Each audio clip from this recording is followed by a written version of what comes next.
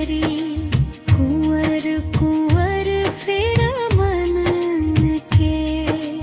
अंतसले झरना फूल झरावयन झन झन झना झन झन के कतकानीक झनकार है अतिच सुघर संसार है कतकानीक झनकार है अतिच सुघर संसार है।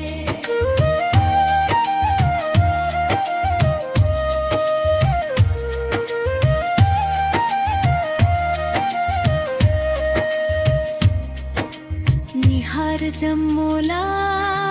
सुख पालिन 4 दिन के जिंदगी माँ उत्ती के सूरज बैठे देखिन राम धुन के मलगी माँ कोयली के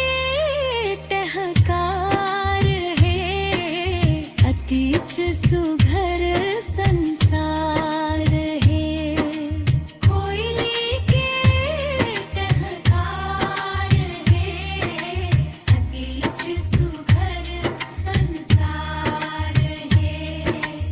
अतिच सुघर संसार है बनीच रचिस करतार है बनीच रचिस कर